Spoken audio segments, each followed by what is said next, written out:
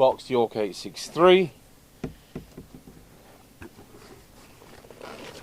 Not bad for 40 years old.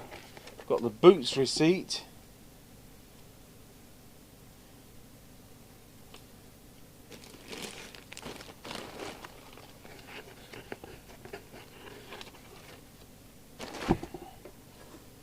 Somebody's put some feet on that. It's got the factory original York mic in there. It's got the power lead, no instruction book. So I'll put all that box on one side. We'll get the luxury duster.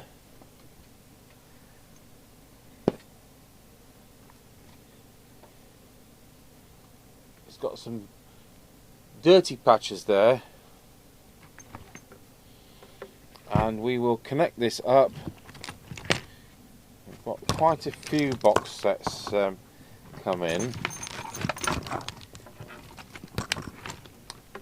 I think they're all Cybernet 134s. Oh my goodness, look at the back of that.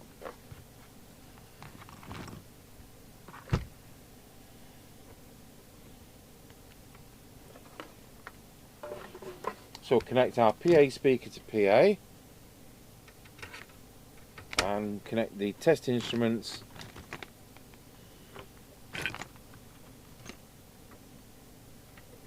like that, and we'll use our standard test mic.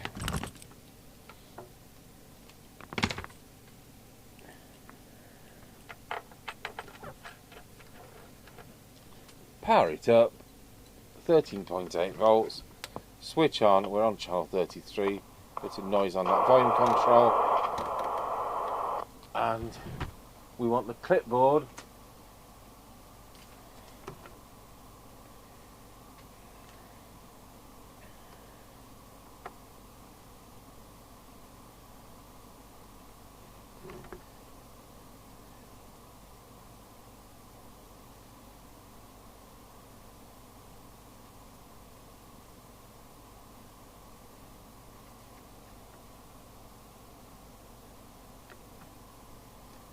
do the serial number later. Picture in picture on, it already is on. Going to transmit.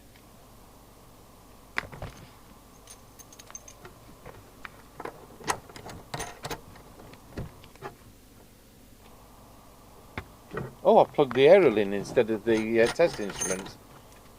I've just heard it come over the Tango system because we've got I've got it programmed into the scanner, plus we've got the Fidelity 3000 base station in the airing cupboard on channel 31.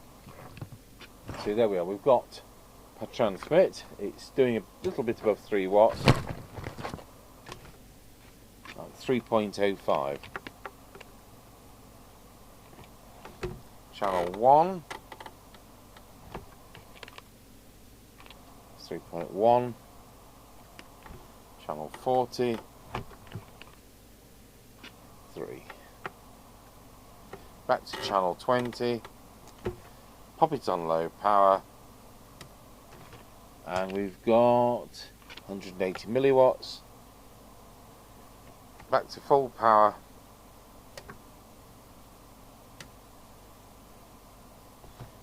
and the current consumption is 927 milliamps.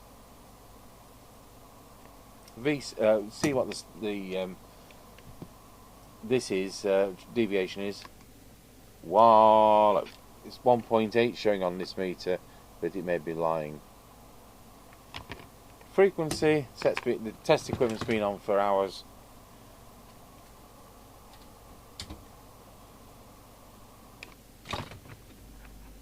(27,79113).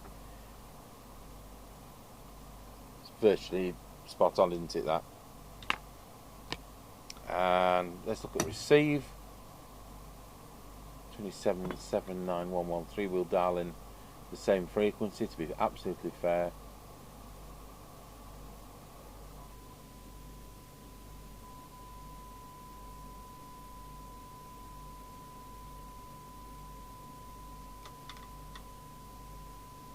Will do.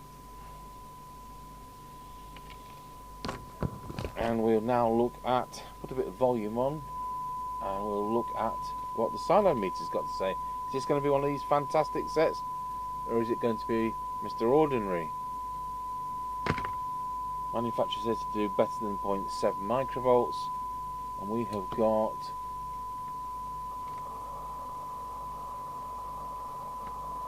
0.24, another exceptionally good one.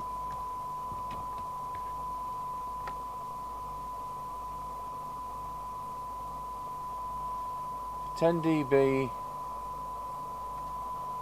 0.22. For 20 dB,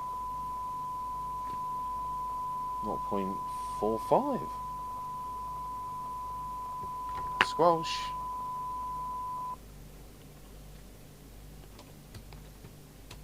On full is 100 microvolts as it should be, or as I say it should be. Now minimum squelch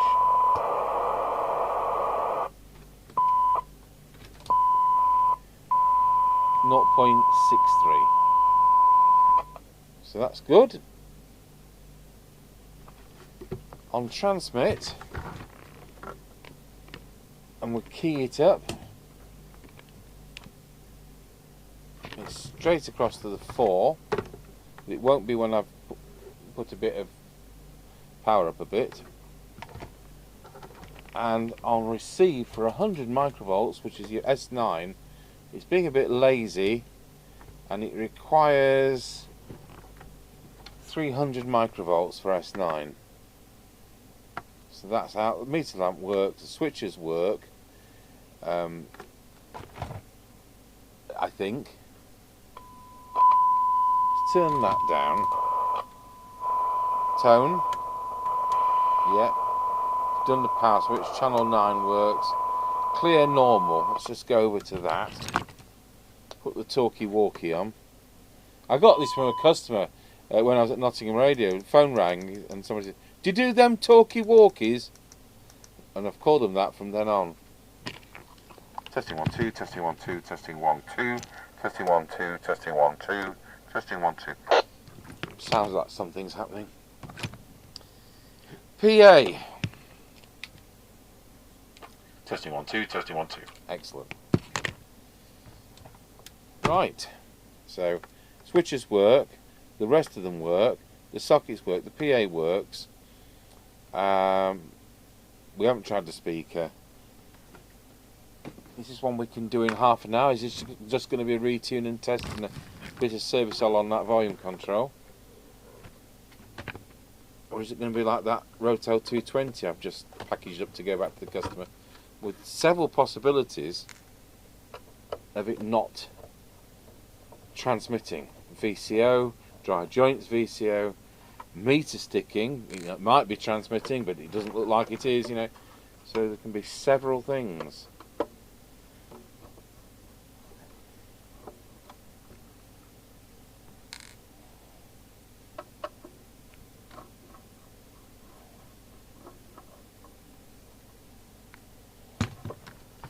I'm not expecting any shenanigans.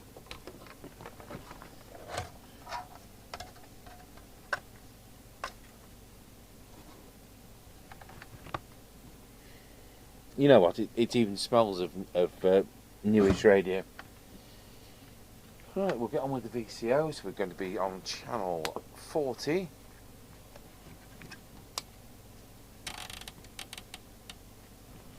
And we're going to be looking for 4 volts on receive and 4 volts on transmit. We'll take picture-in-picture off. I will, of course, forget to put it back on.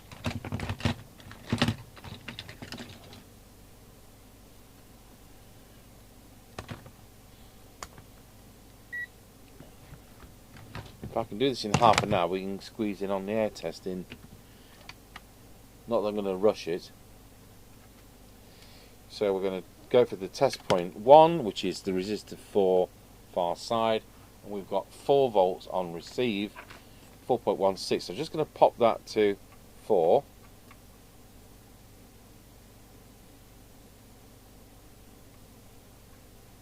And let's go for transmit. and we need to adjust that for 4.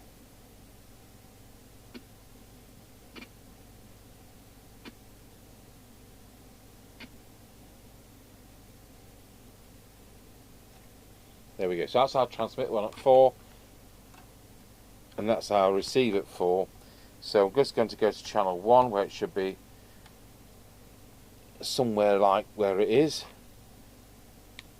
That's fine. It's a little tiny bit of adjustment on that.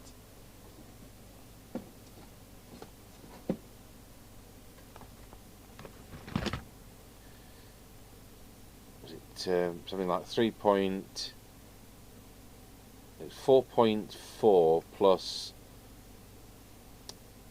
was it 3.5? Anyway, it's now 4 plus 4, so that's what we want. Memory like a sieve. So we'll pop it on frequency. So go back for picture in picture and put the radio on frequency. There's our frequency counter.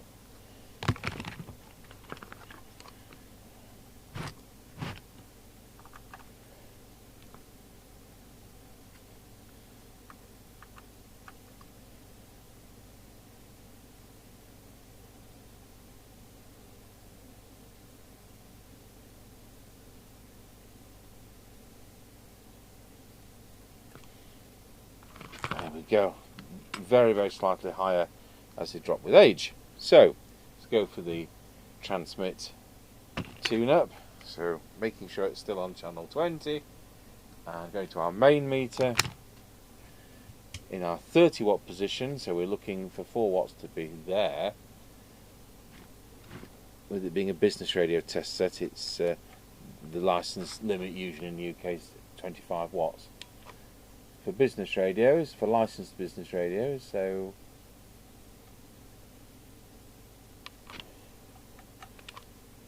there we go. Yeah, a bit of a twiddle there.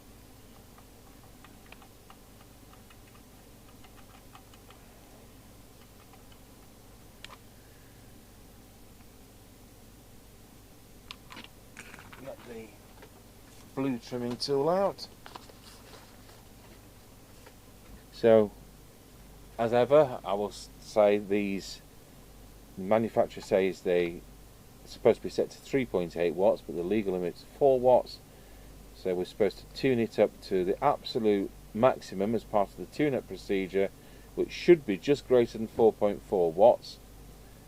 And as I've said, legality aside, never ever leave them at that, because it will kill the radio and it will give spurious emissions. But we will set the radio for the full 4 watt legal limit rather than the 3.8 the manufacturer suggests. So here goes. Our first one has brought us up to 4.5. The second one, peak that was already at peak. The third one has taken it to 5.2. So I need to go through those again. I've got to do this quickly because I don't want to burn out the PA. I've said about business radios with 45 watt PAs and they're a 10 watt radio, and we had to actually tune them up for maximum smoke. So that was the Pi Olympic M201. So we need to drop the power now to 4.4 watts by turning the yellow one clockwise. We leave the middle one, and the green one is what we set the power with now, and it needs to be 4 watts and not 3.8 like the manual says. There is 4 watts. So we now need to check that it's within 0.1 of that on channel 1. It is 4 watts, and channel 40, which is also 4 watts. Very good. Sometimes you'll end up with 4.02 and 3.9 and things like that, but this one has absolutely been beautiful.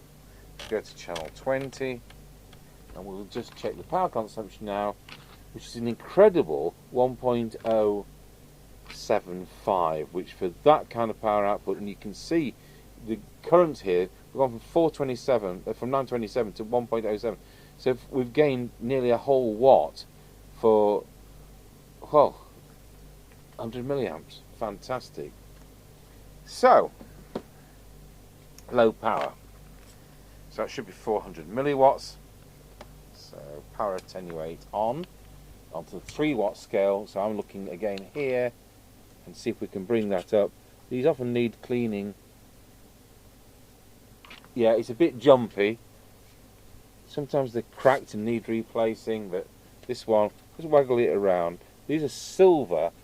If I get our fiberglass brush on the wiper of this, you'll see how that cleans up, because it's real silver and it just tarnishes. I mean, the quality of that preset you're not going to get today except by military grade. There we're at 400 milliwatts. So we can tick that bit off as well. I'm dropping a whole avalanche of stuff. 400 milliwatts.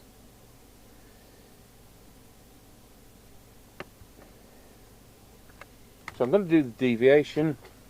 I'm not, because the other test set's not on. So we'll skip that. Give that 5 minutes to warm up, and we'll move on to the receiver. What I can do for the transmitter is we'll just check that the meter says 4 when I key it up on 4. So banging across, there's the meter at 4. Remember, it's a relative power meter, so it's subject to your SWR. It may just read 1, but it's still doing 4 watts. It may swing across and bang the end stop when you transmit, but it's still doing 4 watts. It doesn't mean that you're doing different power levels relative to your SWR. Oh, I'm banging it out. I've had comments like, well, that wasn't 4 watts, was it, Richard? Yes, it was, actually. Right, so deviation, we're going to just get that preset, the vertical one. I want that to its central position. Then we'll do the deviation with the horizontal one there. Right, receive. Well, it's fantastic already. Let's see if we can make it even better.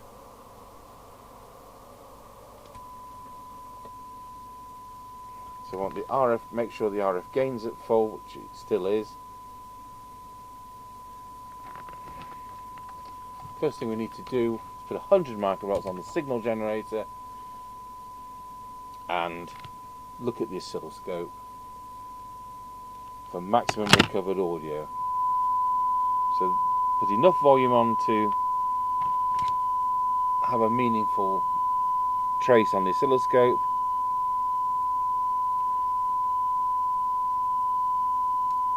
Slightly out. So that was worth doing. And that can affect receive sensitivity, and we can end up with worse receive on paper than what we started off with. Well, let's hope not. Let's go back to the SINAD meter.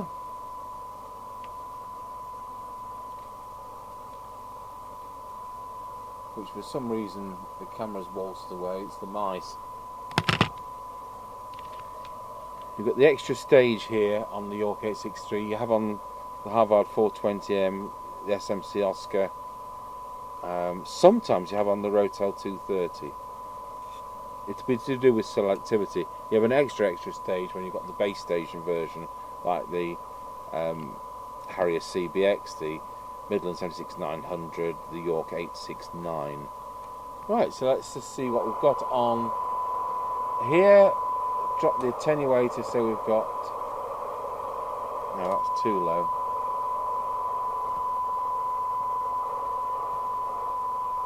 That's interesting. It's really affecting it whether I touch the sides. Anyway, we'll tune it up, but not touching the sides.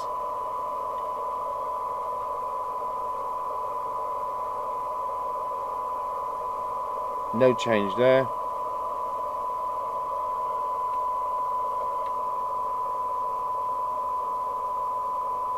Bit of a change there. No change there. Put a bit more signal on for the IFs. Little tiny bit there.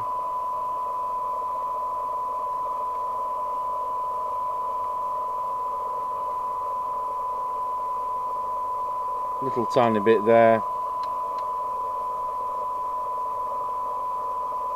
Little tiny bit there. we've got 0.26. And it was 0.24 before. 0.26. For 10 dB, got 0.22, that hasn't changed. And for 20 dB, we've got 0.45. So our 12 dB's got worse, and that's because I've done the detector. It won't be as garbled as it was before. So there you are, that's what happens. That is really good sensitivity. So let's put 100 microvolts on the signal generator, see what that meter now says. Because it was being a bit lazy, and it still is. So for 100 microvolts, just bring that up to S9 like that. And that's something else we can tick off. And we've done that. 27.79126. I'm just going to look at the squelch. So we want it to be 100 microvolts. It still is. And the sensitivity, let's put the attenuator on the inset picture. So we're parked at 0.3 of a microvolt. Set threshold on the radio. And signal generator back on.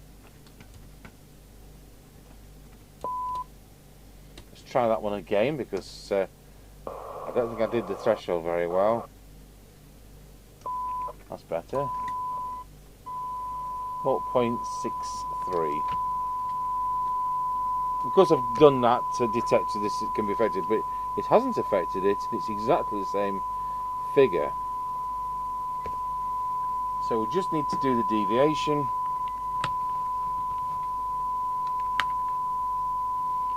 So we'll unplug from this test set. I'll just turn the volume down, and we'll plug into the test set behind me, which has now been on enough to get a reading. Ugh. Old bones. Right.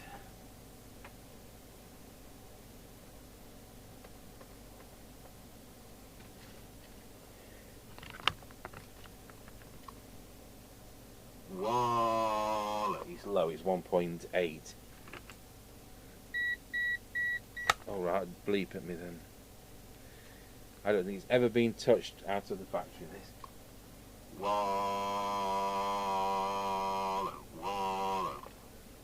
So we've now got a peak of 2.5 and an average of 2 to 2.2.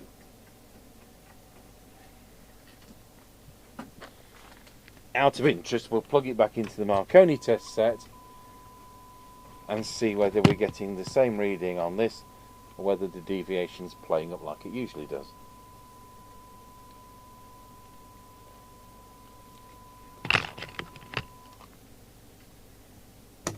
Wallow. It's reading exactly the same.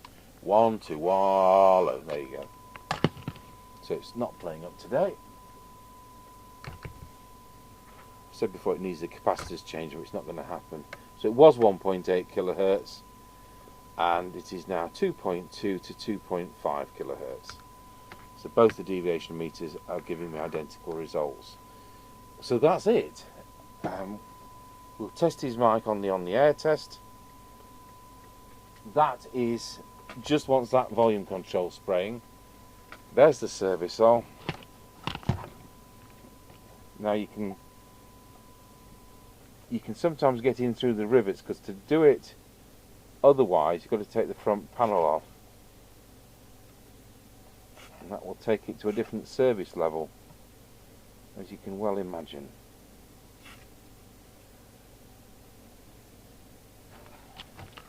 Right, I'm going to turn the power off at the power supply, and we'll work that in and see what it sounds like now.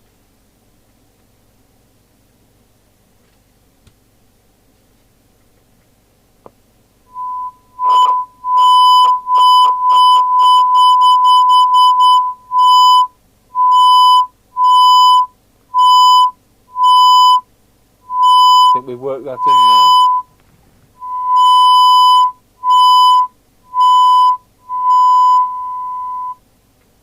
There's a danger as well of chasing out the lubricant. But anyway, we're done, and we'll put the lid on it.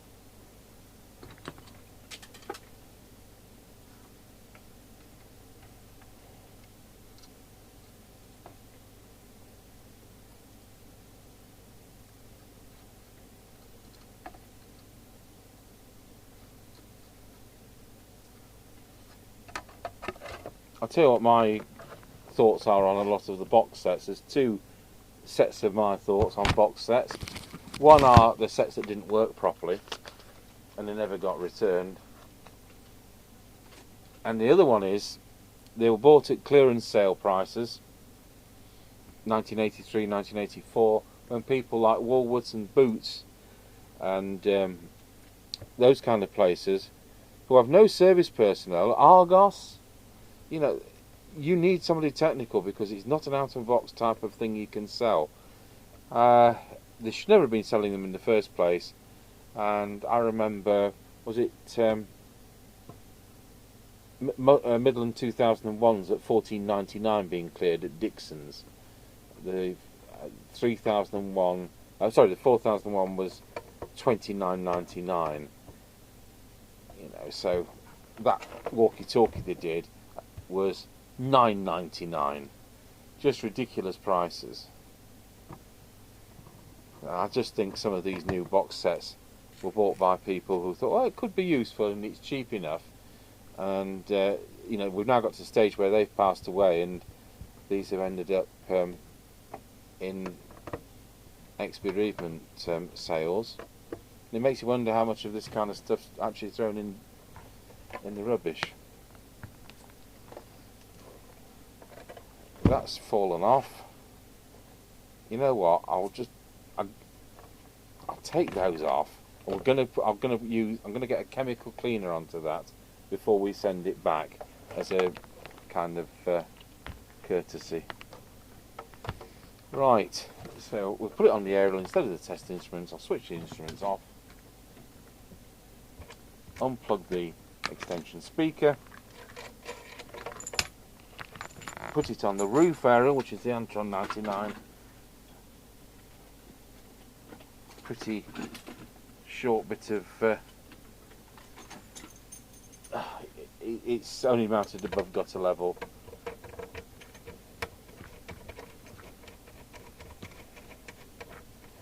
On a single story building. Picture in picture off. Are the bad buddies on? One and a Roger.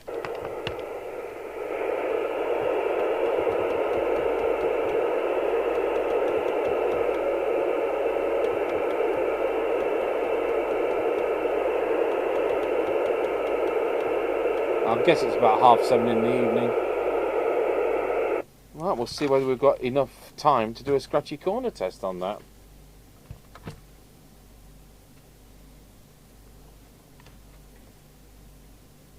There you go. So thanks for watching a York JCB863 using the Cybernet 134 chassis from 1981.